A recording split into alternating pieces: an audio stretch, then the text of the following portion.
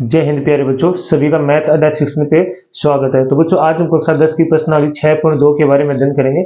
तो बच्चों हमने पिछले वीडियो को जो क्वेश्चन किए थे, मैं आशा करता हूं कि आप सभी को वो वीडियो अच्छे से समझ में आया होगा।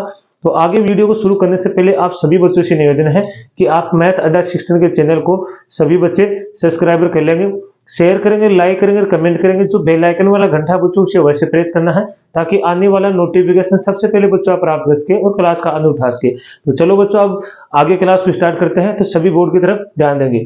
तो देखिए क्वेश्चन नंबर 9। तो बच्चों हमने पिछले वीडियो में क्वेश्चन नंबर 8 तक कर लिए थे, तो वो आपको समझ में आगे हो गया है ना।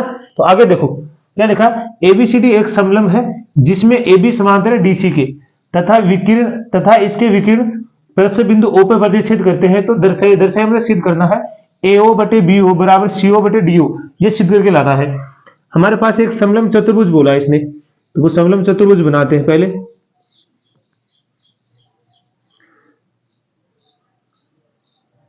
नाम है ए बी सी और डी, ठीक है। जो ए बी समांतर वो क्या है, सी डी के समांतर है। और जिसके विकिरण है हमारे पास, इसके विकिरण ए सी और बी डी, जो बिंदु ओ पे प्रतिच्छेद करते हैं, ठीक है। हमें सिद्ध करके लाना है कि भाई जो एओ बटे बीओ है बराबर सीओ बटे डीओ है, ये सिद्ध करके लाना है। तो सबसे पहले जो भी दिया आपको लिख लो, क्या दिया आपको कि ए बी समांतर है डीसी के, ठीक है। उसके बाद में आपको सिद्ध करना है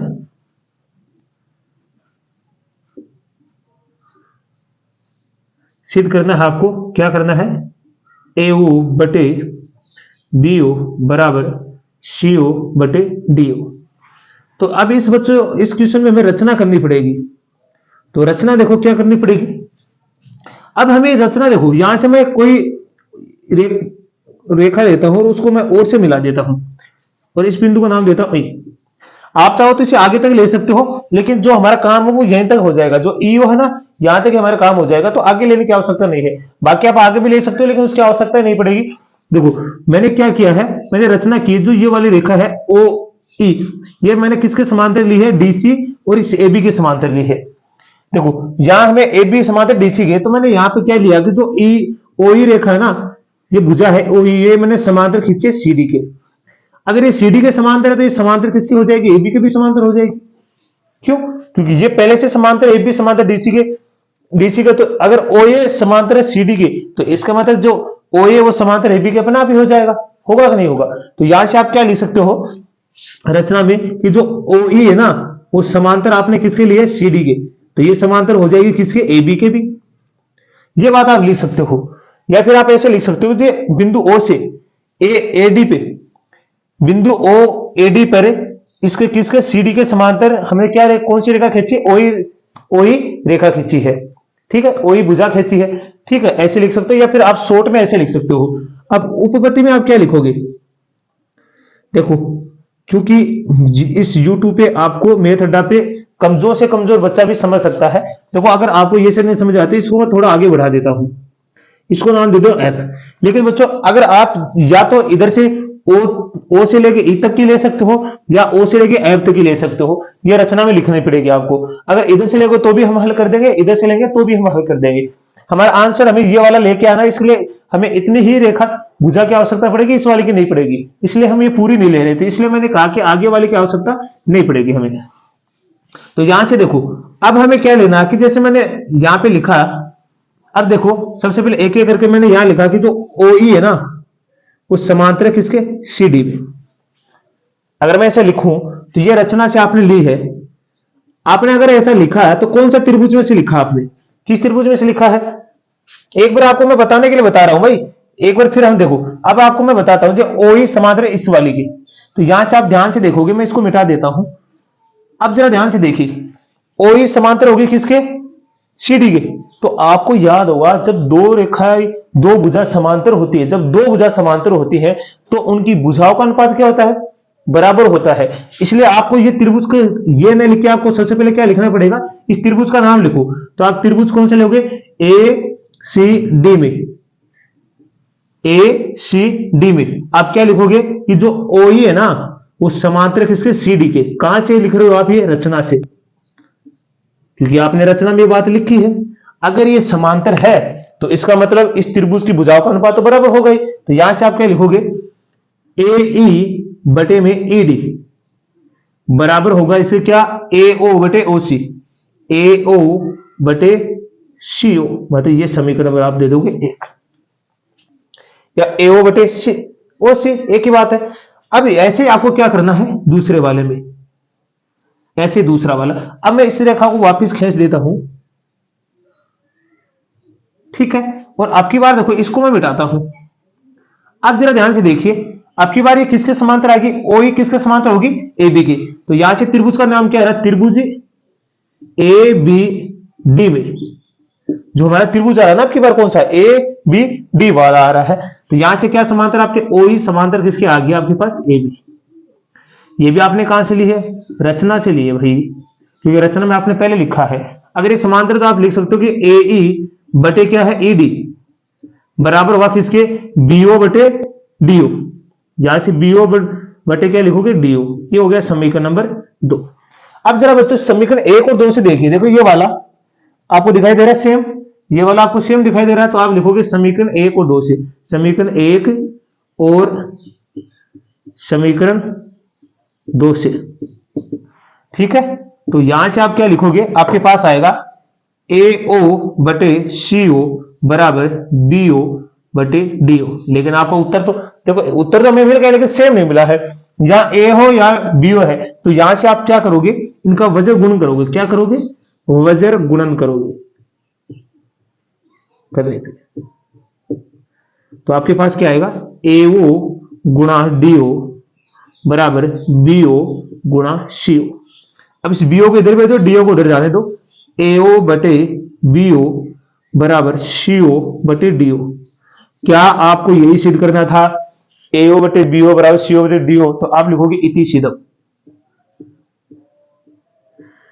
आप एक बार वीडियो देखते हो ना तो आपको थोड़ा कम ही समझ में आता है, तो आपको कम से कम वीडियो को 2 बार देखा हो ताकि आपको अच्छे समझ में आए। तो ये हमारा आंसर हो गया। तो ये आपको मैं आशा करता हूं कि आपको सभी को अच्छे समझ में आया होगा। तो स्क्रीनशॉट लीजिए, फिर अगला क्वेश्चन करते हैं हम।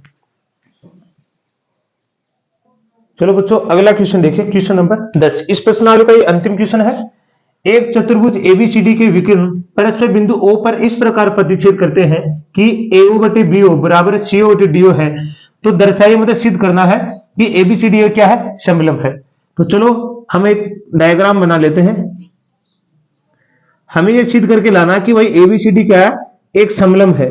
दिया कि एबीसीडी क्या है, एक चतुर्भुज है, ए बी सी और डी।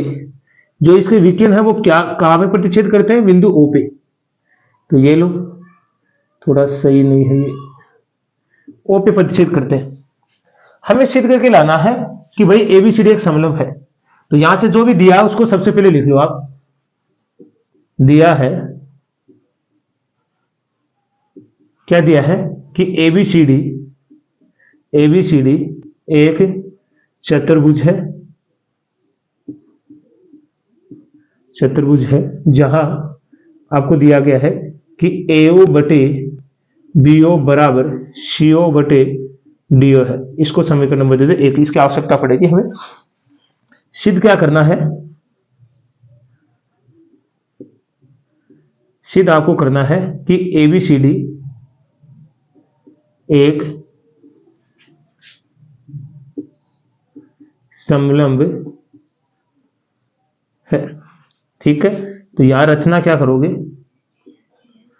देखो सेम सा ही काम है जो अभी पीछे वाला क्वेश्चन है, सेम सा ही काम है। अब यहां से मैं एक भुजा खींचता हूं, मतलब रेखा खींचूंगा ई, इस AB, इस AD पे एक बिंदु लूंगा जिसको मैंने किससे मिला है, O से। अब ये जो आपने OA लिया है, आपको क्या करना बच्चों, इस क्वेश्चन को निकालने के लिए आपको या तो इस CD के समांतर मानना पड़ेगा या फिर इस AB के समांतर।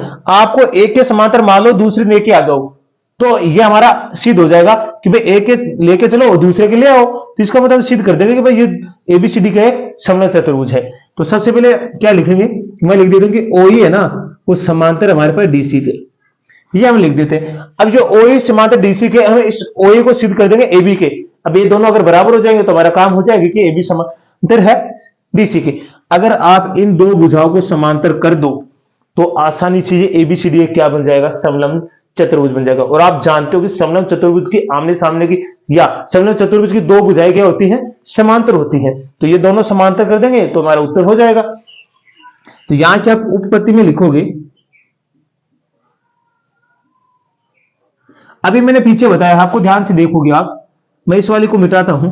तो ये वाला देखो आप कौन सा त्रिभुज बना है, तो यहां से आपको बात त्रिभुज दिखाई दे रहा है ए सी डी में, आपको दिखाई दे रहा कि ओई समांतर है किसके, सी डी के। तो यहां कौन सी प्रमेय बोलती है, थेस प्रमेय बोलती है।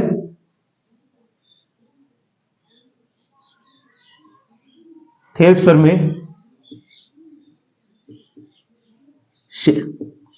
थेस प्रमेय से आप क्या लिख सकते हो, थेस प्रमेय से लिखोगे कि भुजाओं का अनुपात क्या था, बराबर ए बटे ई डी बराबर है क्या, एओ बटे सीओ। इसे समीकरण नंबर आप दे दोगे। तो समीकरण 1 और 2 की देखो तुलना करो, या एओ बटे बीओ है, या अगर या सीओ आ जाए तो मैं इसके बराबर कर सकता हूं। तो यहां से आपको क्या करना है कि समीकरण 1 से आपको क्या करना, एओ बटे बीओ बराबर सीओ बटे डीओ। इस समीकरण 1 का क्या करना है, वज्र गुणन कर दो, वज्र गुणन करने पे। ऐसा क्यों कर रहे हो सर, आप ये पूछ रहे होगे, क्योंकि वज्र गुणन करेंगे तो हमारे पास ये आंसर ये वाला है ना, हिस्सा ये बराबर आ जाएगा, एओ गुणा डीओ बराबर बीओ गुणा सीओ। इस सीओ को इधर भेज दो, डीओ को इधर जाने दो। तो यहां से आपके पास क्या आएगा, एओ बटे सीओ बराबर बीओ बटे डीओ। इसको समीकरण नंबर दे दो आप 3। अब देखो समीकरण 2 और 3 की तुलना करो, ये वाला हिस्सा और इसका ये वाला हिस्सा बराबर आ रहा है क्या। तो यहां से आप क्या लिखोगे, समीकरण 2 और 3 से क्या आएगा आपके पास, ए ई बटे में ई डी बराबर होगा बीओ बटे डीओ। अब जरा आप ध्यान से देखेंगे ये जो अनुपात हमारे पास आया है ये किसके बराबर है। तो मैं इस रेखा को खींचूंगा तभी आपको पता चलेगा। अब देखना जरा, इस वाले को मैं मिटा देता हूं। अब देखिए जरा क्या है, ए बटे ई डी क्या है, बीओ बटे डीओ, बीओ बटे डीओ। तो अब देख लो कि जो ये वाली रेखा है ना, ये वाली भुजा किसके समांतर दिखाई दे रहे हैं, एबी के।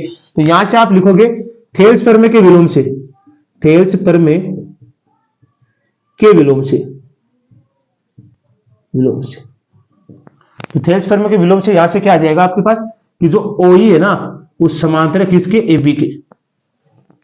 अब यहां से आप लिखोगे, देखो हमारे पास ओई समांतर है सीडी के और हमारे पास ओई समांतर किसके, ओबी के। जहां अतः आपके पास है कि ओई समांतर है सीडी, या एक ही बात है सीडी लिख दो या डीसी लिख दो, ओई समांतर एबी के, ओई समांतर है सीडी के।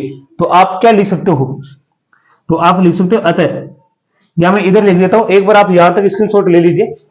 तो यहां मैं इधर वाली साइड में लिख देता हूं, यहां पे,